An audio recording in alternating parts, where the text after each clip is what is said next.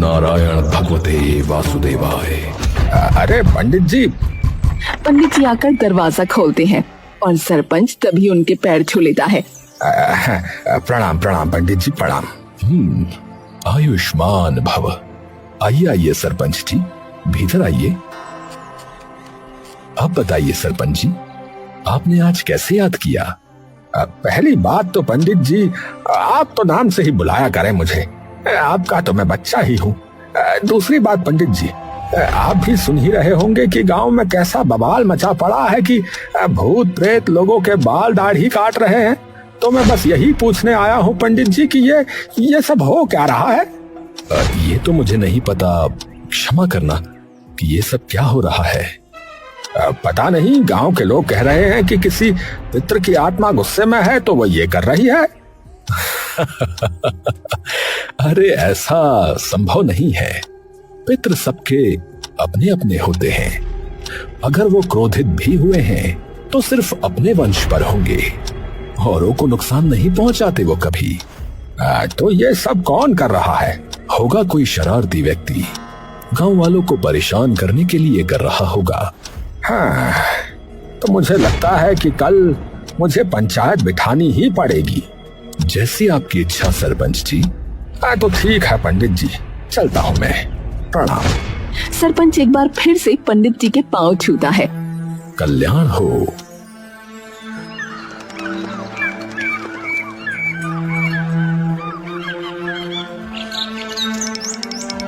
जो शिकायतें हैं वो सुनी जाएंगी कि पूरी बात क्या है और ऐसा क्यों हो रहा है। तभी एक गांव वाला चिल्लाना शुरू कर देता है। अरे भूत का साया सरपंच जी, और क्या है? अरे सरपंच जी, ये किसी के पितर ही कर रहे हैं। पहले ही चिल्लाए जा रहे हो। सबसे पहली बात तो ऐसा नहीं हो सकता। पितर अलग अलग वंश के अपने अपने होते हैं, समझे? पूरे गांव का एक नहीं होता। तभी सबको पंडित जी के चिल्लाने की आवाज आती है। विनाश विनाश होगा उसका जिसने भी ये सब किया है। पंडित जी को देखते ही सरपंच की जान हलक में आ जाती है। पंडित जी, क्या हुआ? पापी, घोर पापी, दुष्ट इंसान है वो, दुष्ट। कौन पर? तभी पंचायत में वीरू बोल पड़ता है। देखा हम कह रहे थे ना कि कोई भूत ही कर रहा है। अब बेशक पंडित जी से पूछ लो। वो कोई भूत नहीं है, वो कोई दुष्ट कपटी व्यक्ति है। इंसान है? हाँ सरपंच जी। आपको कैसे पता? क्योंकि मैंने स्वयं अपनी आंखों से देखा उसे। कैसा दिखता था और कौन था? उसका मुंह कंबल से ढका था, पर जब वो चुपके से मेरी दाढ़ी काट रहा था तो एकदम से मेरी आंखें ध्यान से खुल गईं और वो एकदम से हड़बड़ा कर वहां से भाग गया, जिसमें उसकी कैंची नीचे गिर गई।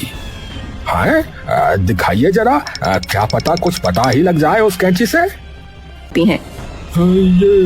ये तो कनुआ आंखों की पुतलियां पंचायत में खड़े झुमरू की तरफ मोड़ता है। वाह वाह, क्या किस्मत खोली है भगवान। कनुआ दौड़ता हुआ सरपंच के पास आता है। अरे मुझे पता है ये किसकी है सरपंच जी। है? किसकी? अरे देखो, ये लोहे की कैंची है और ऐसी कैंची कोई ना ही इस्तेमाल करता है बस, और वो इस गांव में बस 2 हैं। अब इसकी अंगूठियां देखो, चौकोर है, गोल नहीं। तो तू कहना क्या चाहता है, साफ साफ बता। मैं ये कहना चाहता हूँ कि मैंने आज तक गोल अंगूठियां वाली कैंची कभी इस्तेमाल नहीं करी। वो इस्तेमाल करता है तो सिर्फ एक इंसान। ये सुनते ही झुमरू का चेहरा एकदम से सफेद पड़ जाता है। सभी झुमरू की ओर देखते हैं। ये क्या? नहीं, ये मेरी कैंची नहीं है भाई। अब तो इसके सारे ग्राहक मेरे, भर के पैसे कमाऊंगा। हाँ, अरे तो किसकी? तेरे अलावा तो इस्तेमाल करता नहीं है कोई ऐसी कैंचियां। तुम्हारी भी तो हो सकती है। क्या हुआ अगर चौकोर है तो? बाल तो तुम भी काटते हो। अरे पर मेरी उंगलियों में ठीक से नहीं बैठती, ये देखो। कनुआ उस कैंची में अपनी उंगलियां डालने की कोशिश करता है, लेकिन उसकी उंगलियां उसमें जाती नहीं। मेरी उंगलियां तो जा भी नहीं रही इसमें। और अब एक बार झुमरू तू डाल के दिखा इसे अपनी उंगलियों में। झुमरू डरा सहमा आगे आता है और अपना हाथ कनुआ की ओर बढ़ाता है। कनुआ उसके अंगूठे और उंगली में वो कैंची डालता है तो वो कैंची उसकी आसानी से आ जाती है। एकदम फिट बैठी है ये तो। पर क्यों? मैंने नहीं किया सरपंच जी, मैंने नहीं किया, मेरा यकीन करिए, माँ कसम। अरे आ गया होगा गुस्सा इसे, क्योंकि इसकी दुकान बंद करवा दी 15 दिनों के लिए, इसीलिए बेचारे पंडित जी की भी दाढ़ी काट दी इसने। हाँ अरे मैंने कुछ नहीं किया, आप लोग मेरा विश्वास कीजिए। तो फिर तेरी कैंची यहाँ कैसे आई ये बता। अरे तो जरूरी थोड़ी है कि मेरी कैंची है तो मैंने ही कराओ। और कौन हो सकता है? और उसके बाद तेरी कैंची क्या कर रही है ये बता। देखो भाई, झुमरू को तो मैं अच्छे से जानता हूँ, वो ये सब नहीं कर सकता। अरे पर तभी पंचायत में से एक और इंसान चिल्ला पड़ता है। अरे ये जरूर इस कनुआ लालची ठगनाई की साजिश होगी, इसने चुरा के ये सब किया होगा। क्या झूठ मूठ कुछ भी बोले जा रहा है? सच बोल रहा हूँ, उस दिन मेरे बालों में भी पता नहीं क्या गंदी चीज लगाई और 200 रुपए ले लिए, ये कह के कि बाल टूटने से बचेंगे। उसके बाद तो ऐसे टूटे बाल कि बस देख लो खोपड़ा मेरा। अरे तो इसका मतलब मैंने थोड़ी किया है ये सब। अरे रुको, सब लोग चुप हो जाते हैं। पंडित जी, आपने कुछ और भी देखा था उसके पास जिससे आप उसे पहचान लो? और कुछ तो याद नहीं, परंतु हाँ, उस वक्त उसने कंबल ओढ़ रखा था। अच्छा, अगर जो कंबल आपको दिखाएं तो पहचान पाओगे कि ये वही है या नहीं? हाँ अवश्य, उस पर कुछ अलग सी कोई कलाकारी हो रखी थी। हाँ तो ठीक है, फिर इन दोनों के घर जाकर देखते हैं। अगर वो कंबल मिला इनमें से किसी के भी घर, तो गुनाहगार वही इंसान होगा और ये घर जाएंगे। हाँ चलो, मुझे किस बात का डर जब मैंने कुछ किया ही नहीं तो। सब लोग कनुआ के घर आते हैं और उसके कमरे में सब कुछ उलट पलट कर देखने लगते हैं। पप्पू अपने पापा के साथ बाहर खड़ा ये सब देख रहा होता है। पापा, ये लोग क्या कर रहे हैं? अबे कंबल ढूंढ रहे हैं। कंबल? हाँ, पंडित जी को उस बाल काटने वाले का कंबल याद है, तो उसे ही ढूंढ रहे हैं। मुझ पे उंगली उठा रहे थे, मैंने कह दिया बेशक आ जाओ। पापा, पर ये थोड़ी होगा, यहाँ कैसे हो सकता है? मैंने भी वही बोला, पर माने नहीं। सभी लोग बाहर आते हैं पंडित के साथ। अंदर तो नहीं है सरपंच जी। ठीक है, अब झुमरू के घर चलते हैं। तभी पंडित जी जोर से चिल्लाते हैं। अरे ये रहा। पंडित जी भागकर एक कमरे में जाते हैं और वो कंबल उठा लाते हैं। यही तो है वो। सरपंच खून भरी निगाहों से कनुआ की ओर देखता है। तो तू ही है जिसने ये कांड किया है? कनुआ एकदम से डर के थरथर आ जाता है। अरे पर ये कंबल, ये कैसे हो सकता है? ये कंबल तो मेरे बेटे का है, रात को ओढ़ के सोता है ऐसे। कनुआ पप्पू की ओर आंख मोड़ता है, लेकिन वहाँ कोई नहीं होता। अरे कहाँ गए? सभी गांव वाले इधर उधर देखने लगते हैं। तभी एक गांव वाले की आवाज आती है। अरे भैया, वो रहा बाहर, अरे भागे जा रहा भैया, अरे पप्पू के बच्चे रुक जरा। अरे कोई नहीं जाएगा, सिर्फ मैं जाऊंगा उसके पीछे, नालायक कहीं का। अरे रुको, कुछ लोग साथ में भी लेके चलो, है? पता नहीं कहाँ गया होगा। शाम हो चुकी होती है। उसका पीछा करते करते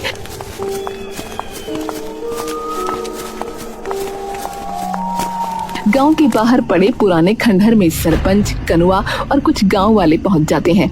हाथों में लालटेन है। अचानक सरपंच की नजर कोने में जाती है। अरे रुको रुको, वो देखो, वहाँ कोई है। चेहरा गुस्से से लाल हो जाता है। अमन? सरपंच माथा पकड़कर जमीन पर बैठ जाता है और रोने लगता है। अरे नालायक है, कम अकल, मेरी इज्जत मिट्टी में मिला दी कमीने। ये ले, अभी मजा चखाता हूँ तुझे, ये ले, दुष्ट कहीं का। और तू हरामजादे, मुझे लगा ही था, कुत्ते की जात तो तू है ही। अरे अब बस करो। किसी को मारने पीटने से कुछ प्राप्त नहीं होगा। पहले इनसे ऐसा कृत्य करने की वजह पूछिए। सुनो बच्चों, मुझे सच सच बताओ कि ये सब क्यों किया गांव वालों के साथ? दोनों बच्चे रोते रोते एक दूसरे की तरफ देखते हैं। अरे मेरा बाप तो देता ही नहीं था कुछ, अब तेरे बाप ने भी मना कर दिया है क्या? अरे देता है आराम से, पर दुकान पे पितृपक्ष की वजह से कोई आ नहीं रहा, तो वो भी कंजूसी कर रहा है। अब भाई माल खत्म होने वाला है, अब क्या करें? और जो गहने चुराए थे ना, उसके भी पैसे खत्म होने वाले भाई। यार एक काम करते हैं, गांव वालों को मजबूर करते हैं बाल और दाढ़ी कटवाने के लिए, और क्या। कैसे भाई कैसे? अरे चुपके से जाएंगे और बाल दाढ़ी वगैरह काट देंगे उल्टे सीधे उन सबके हैं, फिर मजबूर होके जो है ना जाना ही पड़ेगा फिर। हाँ यार ये बात तो सही कही यार तूने। अरे तो फिर पंडित जी की दाढ़ी क्यों काटी रे? वो पता नहीं चला उस वक्त, क्योंकि नशे में था, नशे में था। मार साले का, नशे में था साला।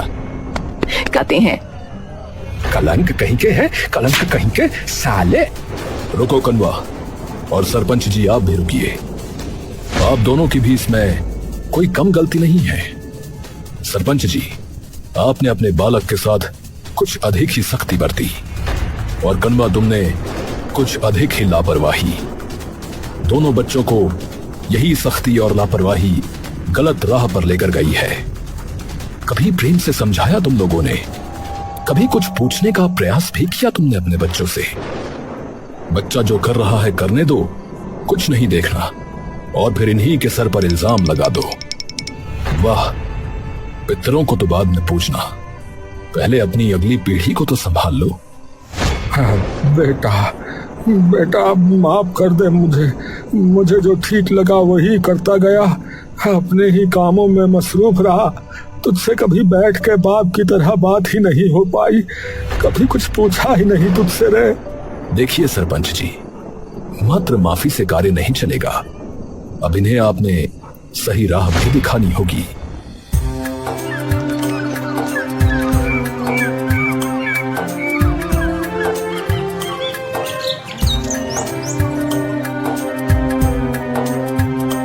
याद रखो, नशा मात्र एक इंसान को नहीं वरन पूरे समाज को खोखला करता है।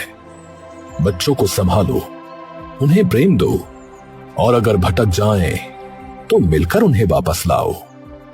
यही तो निशानी होती है एक सशक्त गांव, एक सशक्त शहर और एक सशक्त समाज की।